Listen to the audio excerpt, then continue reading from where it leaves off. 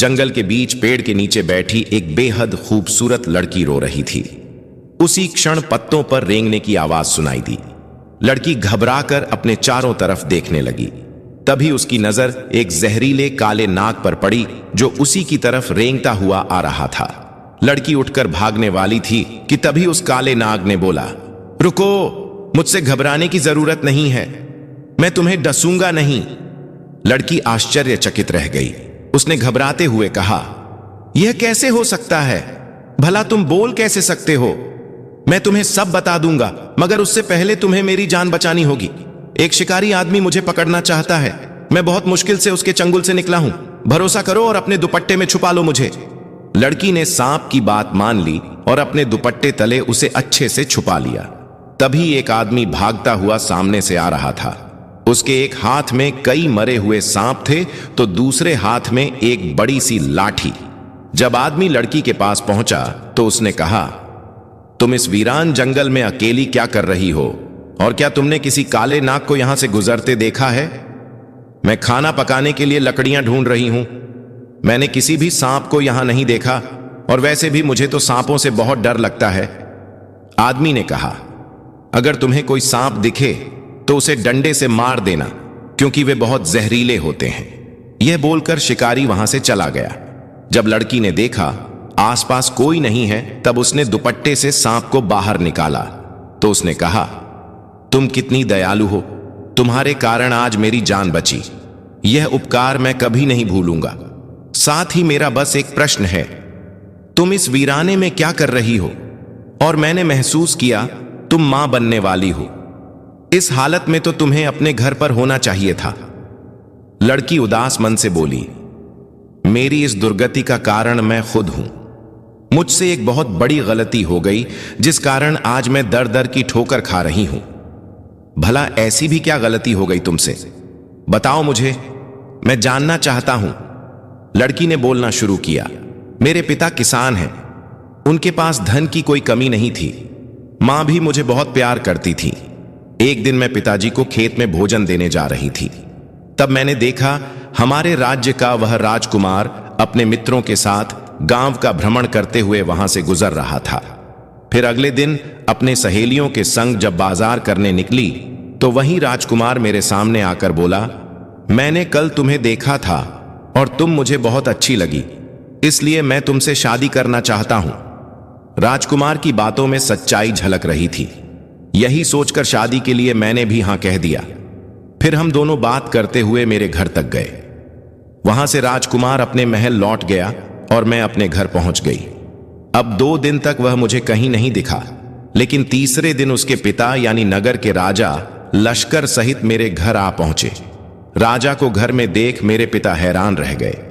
फिर उन्होंने राजा का स्वागत किया और जब चर्चा करने वह बैठे तो पिताजी ने कहा, राजन, अब बताइए मेरे इस छोटे से घर में आपका कैसे आना हुआ? बात यह है कि मेरे पुत्र को तुम्हारी बेटी पसंद है। यह दोनों एक दूसरे से प्रेम करते हैं, इसीलिए मैं स्वयं चलकर तुम्हारी बेटी का हाथ मांगने आया हूं। बताओ, तुम्हें यह रिश्ता मंजूर है या नहीं? मुझे बस 1 दिन का समय दीजिए, क्योंकि मुझे इस बात की कोई जानकारी नहीं है। मैं आपको कल अपना जवाब खुद आकर दूंगा। जब राजा घर से गए तो पिताजी ने मुझसे कहा, बेटी, क्या यह बात सत्य है? हां पिताजी, मैं राजकुमार से प्रेम करती हूं। यह सुनकर पिताजी आग बबूला हो उठे और मुझ पर गुस्सा करते हुए बोले, क्या तुम्हें पता भी है तुम क्या बोल रही हो?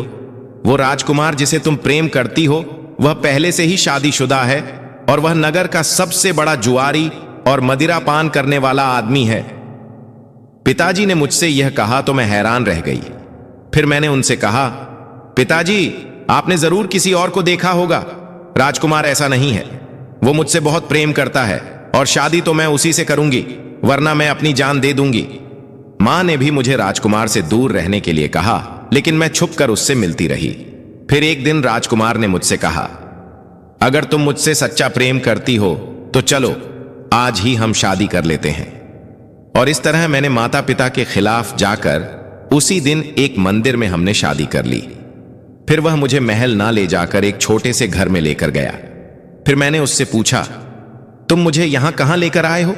क्या हम इसी घर में रहेंगे? हां, कुछ दिन हमें यहीं बिताना पड़ेगा क्योंकि मेरे पिता मुझसे बहुत नाराज हैं। पर तुम घबराओ मत, जल्दी ही मैं तुम्हें महल लेकर जाऊंगा और उन्हें हम दोनों को स्वीकार करना ही पड़ेगा। अगली सुबह राजकुमार ने मुझसे कहा, मैं किसी काम से बाहर जा रहा हूं, लौटते समय खाने पीने की सामग्री भी लेता आऊंगा। तुम यहीं पर रहना और कहीं जाना मत। इतना कहकर वह चला गया। घर में सामान बहुत बिखरा हुआ था तो मैंने सफाई शुरू की। घर साफ करके जैसे ही मैं लेटी, थकान के कारण मुझे नींद आ गई। फिर कब शाम हो गई मुझे पता ही नहीं चला। जब राजकुमार घर वापस लौटा तो उसने मुझे जगाया। तब हम दोनों ने एक साथ भोजन किया। शुरुआत में उसने मेरा बहुत ख्याल रखा। कुछ दिनों बाद जब मैं गर्भवती हुई तो मेरा पति बहुत खुश हुआ। फिर एक रोज वह मुझे किसी औरत के पास लेकर गया जो पेट छूकर ही बता देती थी कि गर्भ में पल रहा बच्चा बालक है या बालिका। औरत ने मेरे पेट को छूकर देखा और पति से कहा, तुम्हारी पत्नी के गर्भ में एक लड़की है। यह सुनकर उसके चेहरे पर बस खामोशी थी। जब हम घर आए तो वह बोला, मुझे बेटी नहीं चाहिए, मुझे तो बेटा चाहिए। उस दिन मैंने अपने पति के असली रूप को देखा। फिर मैंने कहा, यह क्या कह रहे हो तुम, मैं ऐसा बिल्कुल भी नहीं करूंगी। फिर वो अचानक से शांत हो गया और कहने लगा, अगर तुम्हारी यही इच्छा है तो ठीक है, लेकिन मैं चाहता हूं कि हमारा बच्चा महल में जन्म ले, अपनी मातृभूमि पर। इसलिए कल सुबह होते ही हम महल जाएंगे। उसकी बात पर मुझे संदेह हुआ, लेकिन मैं कर भी क्या सकती थी। अगली सुबह वो मुझे अपने साथ जंगल के रास्ते ले जा रहा था। चलते चलते जब बहुत देर हो गई तो मैंने उससे कहा, इस हालत में अब और नहीं आगे बढ़ सकती। मैं वो देखो, सामने जो बड़ा सा पेड़ है उसके पीछे ही हमें लेने के लिए महल से एक रथ भेजा गया है। ये बोलकर उसने मुझे बहलाया और चलने पर मजबूर किया। फिर सामने ही जंगल के बीच मुझे टूटा फूटा घर नजर आया। जब उसके पास हम पहुंचे तो मेरे पति ने कहा, तुम यहीं बैठो और ये फल खा लो, इससे तुम्हें ताकत मिलेगी। पीछे ही रथ हमें ले जाने के लिए तैयार खड़ा है, मैं उसे यहां लेकर आ रहा हूं। इतना कह वह चला गया। मुझे भूख लगी थी तो मैंने बिना सोचे समझे उस फल को खा लिया। फिर कुछ ही देर में सिर चकराया और मैं बेहोश हो गई। ये सब छुपकर मेरा पति देख रहा था। तब बेहोशी की हालत में वह मुझे उठाकर उस डरावने खंडहर के भीतर ले गया। जब होश आया तो देखा मैं किसी टूटी फूटी जगह पर कैद थी। यह दृश्य देख समझ गई कि मेरा पति मुझे लिए छोड़ गया है। यह सोच ही रही थी कि तभी मुझे एक डरी सहमी आवाज सुनाई दी। जब ध्यान दिया तो पीछे ही एक और स्त्री जमीन पर बदहाल पड़ी नजर आई। मैं भागकर उसके पास गई तो पता चला वह भी गर्भवती थी। फिर मैंने उससे पूछा, कौन हो तुम और यहां कैसे पहुंची? मेरा नाम प्रिया है, मुझे बचा लो। मेरे पति ने मुझे यहां कैद कर रखा है। उसकी बातों से साफ हो गया था कि प्रिया का और मेरा पति एक ही शख्स है। और जब नजरें घुमाई तो मैंने पाया कि हमारे आसपास कई मानव हड्डियां पड़ी थीं, जिसे देख साफ पता चल रहा था कि हम कोई पहला शिकार नहीं है। अब तुरंत ही मैंने बाहर निकलने के लिए रास्ता ढूंढना शुरू किया, मगर वो जगह पूरी तरह से बंद थी। वहां से निकलने का कोई रास्ता दिखाई नहीं दिया। मुझे तभी मेरा पति आया और बोला, यहां से निकलने की सोचना मत। ये जो हड्डियां पड़ी देख रही हो, उन्होंने भी भागने की कोशिश की थी लेकिन सब मारे गए। अब तुम भी यहीं मरोगी। मगर तुम ऐसा कर क्यों रहे हो? मेरा कसूर क्या है? और वो औरत जो वहां पड़ी है, उसने क्या बिगाड़ा है तुम्हारा? तुम दोनों का यह कसूर है कि मैंने तुम्हें पहले ही कहा था मुझे बेटी नहीं चाहिए, लेकिन तुमने मेरी बात नहीं सुनी, इसलिए तुम दोनों मरोगी। फिर उसने जबरदस्ती मेरा हाथ एक जंजीर में बांध दिया और वहां पड़ी दूसरी औरत का भी। हमारी मौत सुनिश्चित करने के बाद वो शैतान आदमी चला गया, लेकिन मैंने हार नहीं मानी। अपनी पूरी ताकत से जंजीर को खींचती रही। उस औरत ने भी अपनी बची हुई ताकत लगाकर मेरी मदद की। आखिरकार जंजीर को तोड़कर मैं आजाद हो गई। फिर मैंने उससे कहा, प्रिया, मैं गांव वालों को लेकर आती हूं, तुम घबराना मत। मदद के लिए जंगल में मैं इधर उधर भटक रही थी, तभी देखा मेरा दुष्ट पति हाथ में कुल्हाड़ी लिए सामने से आ रहा था। मैं तुरंत एक पेड़ के पीछे छुप गई। अब मुझे उस औरत की चिंता होने लगी, क्योंकि मेरा दुष्ट पति उसी तरफ जा रहा था। जब वह कुछ दूर चला गया तो मैं अपनी पूरी क्षमता से भागी। भागते भागते मैं किसी नदी किनारे पहुंची, जहां कुछ लोग मछलियां पकड़ रहे थे। मैंने उनके पास जाकर कहा, मदद करो, हमें बचा लो। एक आदमी है जो मुझे और वहां एक दूसरी औरत को मारना चाहता है। अगर तुम हमें ले चलोगी तो हम तुम्हारी मदद जरूर करेंगे।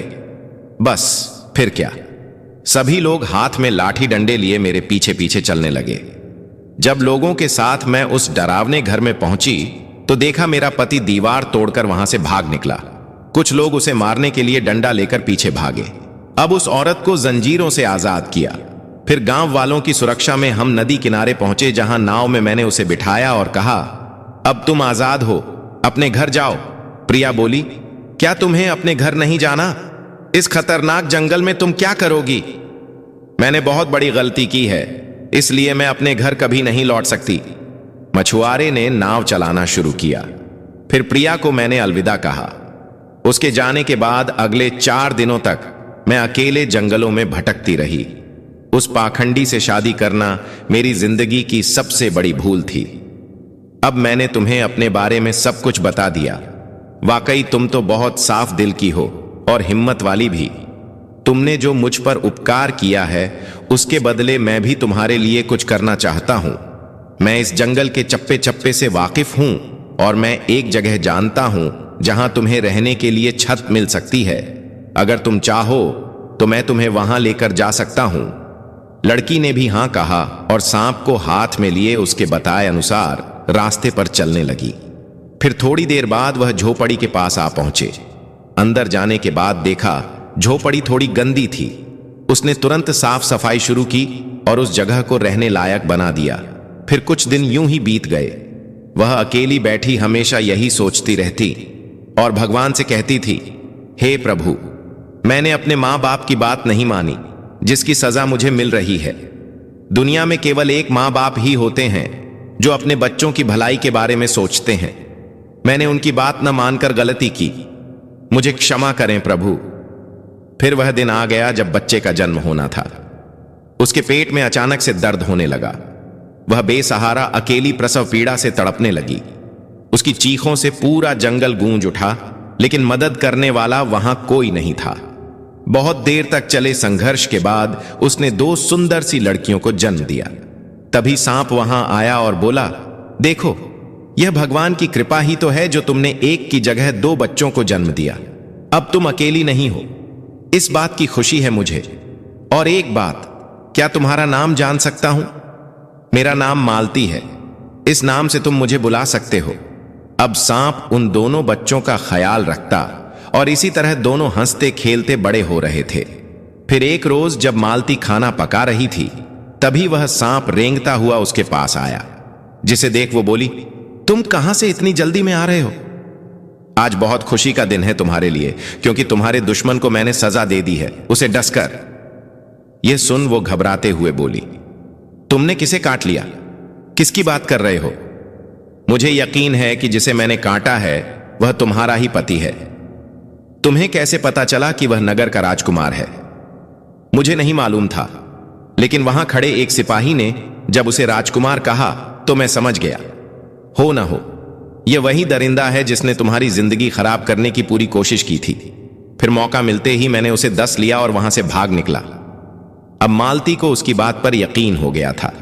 फिर खुश होने के बजाय वह गुस्सा होकर कहने लगी, यह तुमने बहुत ही गलत किया, क्योंकि जिस राजकुमार को तुमने काटा है अब उसकी एक संतान है। वह एक बच्चे का पिता बन चुका है। कल मैं जब बाजार गई तभी उसे बच्चे के साथ वहां देखा था। अब तुम ही बताओ, क्या यह अच्छा हुआ कि हमने एक बच्चे से उसके पिता को छीन लिया? मुझे नहीं पता यह सही था या गलत, लेकिन बदला लेने का यही सही मौका था, इसलिए मैंने उसे दस लिया। देखो, मैंने अपने जीवन में बहुत बड़ी गलतियां की हैं। मैं नहीं चाहती कि एक और गलती करके किसी बच्चे को अनाथ कर दूं। अब तुम मुझे बताओ कि उसे ठीक कैसे करा जाए। तुम्हारे जहर का तोड़ बताओ मुझे। फिर ना चाहते हुए भी सांप ने अपने जहर को खत्म करने वाले जड़ी बूटियों के बारे में बताया। मालती ने जंगल में तुरंत सभी औषधियां इकट्ठा की और भागते हुए राजकुमार के पास पहुंची। फिर सैनिकों से कहा, यह कुछ जड़ी बूटियां हैं जो सांप के जहर को खत्म करती हैं। इसे जल्दी से राजकुमार को खिला दो। जड़ी बूटियां गले से नीचे उतरते ही उसे होश आया तो कहने लगा, क्या हुआ था मुझे? मैं जमीन पर क्यों पड़ा हूं? आपको एक जहरीले सांप ने काट लिया था। यह जो पीछे औरत खड़ी है, इसी ने आपकी जान बचाई। कौन औरत? मुझे तो कोई दिख नहीं रही। तब सभी आश्चर्यचकित होकर इधर उधर देखने लगे। इधर मालती सबकी नजरों से छुपकर वहां से घर की तरफ लौट गई थी। दूसरी तरफ जब राजकुमार महल पहुंचा तो अपने बच्चे से दोबारा मिलकर उसे समझ आया कि जीवन कितना अनमोल है, और साथ ही उसे अपने की का पछतावा भी हो रहा था। इसी तरह 19 साल बीत गए। अब मालती बूढ़ी हो गई और उसकी दोनों बेटियां अब जवान शादी योग्य हो चुकी थीं, और इतने सालों तक वह सांप भी इस घर में मौजूद रहा, मां बेटी की रक्षा करने के लिए। फिर एक दिन मालती ने सांप को बोला, तुम्हें याद है, मैंने उस शिकारी से तुम्हें बस एक बार बचाया था, और देखो बदले में तुमने अपनी पूरी जिंदगी मेरी हिफाजत की। तुम्हारा यह एहसान मैं इस जन्म में तो नहीं चुका पाऊंगी। सांप कुछ बोलता कि तभी किसी के रोने से सकने की आवाज जंगल में गूंज उठी।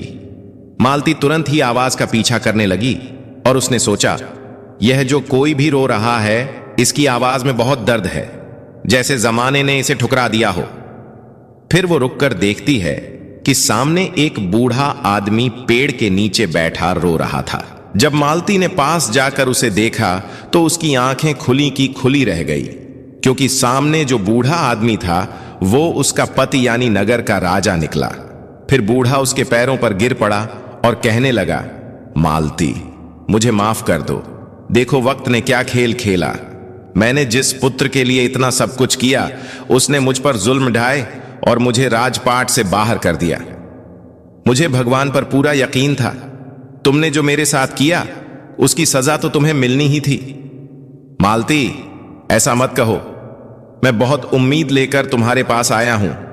बस एक बार अपना लो मुझे। मैं इस बुढ़ापे में अब कहां भटकूंगा। मालती ने चिल्लाते हुए कहा, तुम जाओ यहां से और अपने कर्मों की सजा भुगतो। अब वह उदास होकर वहां से घने जंगलों में कहीं चला गया। फिर कुछ महीनों बाद एक रोज सांप की तबीयत बहुत खराब हो गई।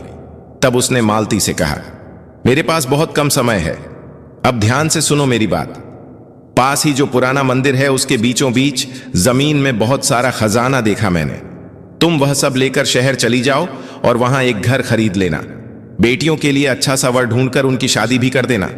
इतना कह सांप ने अंतिम सांस ली और इस दुनिया से हमेशा के लिए चला गया। मालती ने उसे घर के पास दफना दिया और खजाना लेकर वह शहर चली गई, जहां उसने एक बहुत सुंदर घर खरीदा और अपनी दोनों बेटियों की शादी बहुत धूमधाम से की। शादी इतना भव्य था कि पूरा नगर देखता रह गया। अब मालती अपनी जिम्मेदारियां निभा चुकी थी। फिर एक रोज वह घर में अकेली बैठी अपने पुराने दिनों के बारे में सोच रही थी। सांप को याद करते हुए आखिर में उसने हे राम कहा और अंतिम सांस ली।